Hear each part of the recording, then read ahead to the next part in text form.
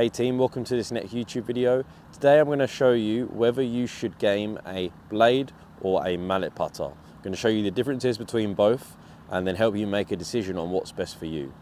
And after all that, stay tuned till the end because I'm going to give you a little bonus tip on a really good way on how I personally and how I know a lot of tour professionals choose their putter after understanding the knowledge.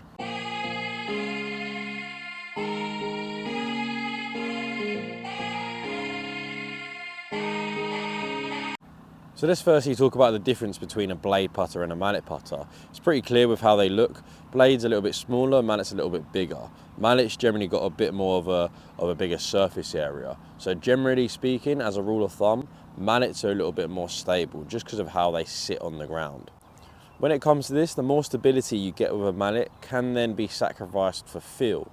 So on the other hand, with a blade, yes, it's less stable, but then when we're actually putting with it, it's a bit easier to get the feel for some people, just because it's a little bit smaller, a little bit easier to control, and better when it comes to touch. Having the bigger surface area of the mallet could make distance control and overall feel and how much power we're putting into the putt difficult. As a rule of thumb as well, you can see the difference here. I mean, I've got a centre shafted mallet, and then I've got a blade with a little bit of toe hang. So generally blades are going to come with this toe hang and mallets are going to be fairly face balanced, okay? Or even now you can see they're now lie angle balance, and that's now going into more of the lab side of things. But the face balance, lie angle balance is generally what we're going to be getting nowadays with the mallet, and then the toe hang is going to be what we're going to be getting now with the blade.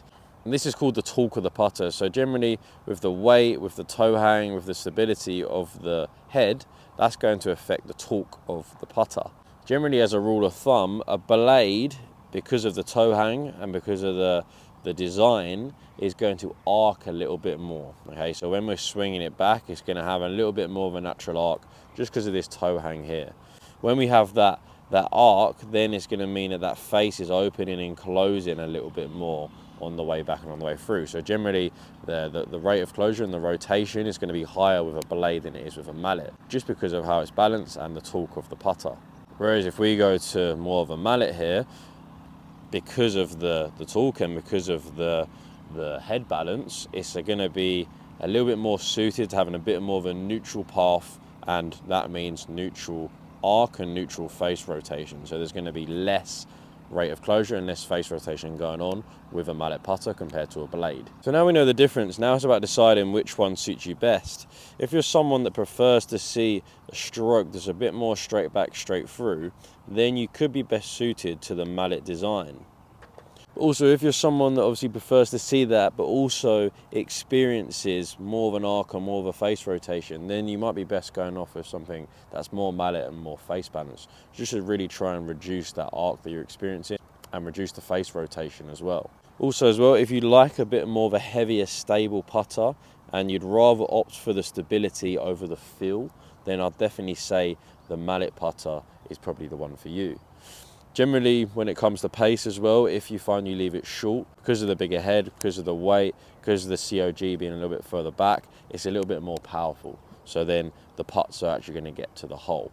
So again, if you're someone that struggles with controlling the face rotation, so you find you miss it both right and left, and also you struggle with distance control, generally leaving it too short, then the mallet could be the one for you.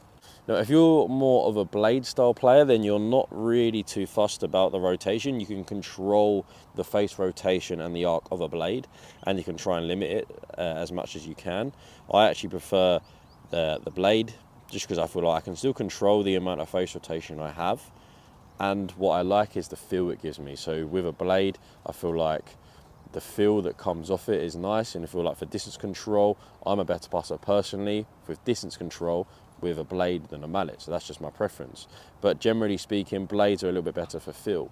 The only thing with blades that is a negative is where the COG isn't as far back, it's less powerful, so your off-centered hits you're going to know about a little bit more because they're not going to get to the hole. So the toe strikes and the heel strikes of a blade is going to finish way shorter of our target than the toe strike and the heel strike of a mallet. But again, if you feel like you can control the stroke and have a nice strike most of the time when you hit it, and then you prefer the feel and the look and the weight of a blade when it comes to your speed control, then it could be the putter for you. So there's the differences between the mallet and the blade, and choices that you need to make when deciding on whether you're better suited to a blade or whether you're better suited to a mallet. So it's important to know your stroke, know your misses, know your tendencies when it comes to start line and speed, and then make a decision off there.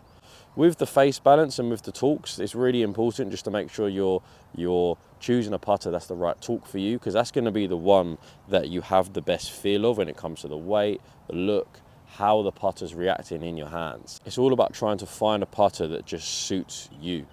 So the little bonus tip that I'm going to give here is, with putters, don't just pick one off the shelf just because you like the look of it. Make sure you get a fitting. Okay, so when you get a fitting, you're going to be getting data.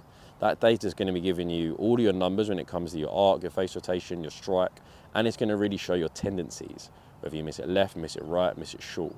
And then you need to find a putter that fits you, okay, instead of you trying to fit to a putter. So that's probably the best advice there when it comes to putters. And if you find a putter that fits you, instead of you having to try and fit to a putter, then that putter is going to be exactly tailored to your weaknesses, to your strengths, and it's going to really help you out on the golf course with your start line and with your speed control. So again, that little bonus tip is get a fitting, try as many putters out as you can. Each putter is going to have different torque, different feel, different balances. So it's important that we really nail it down and spend some time, don't rush into it, find one which suits you.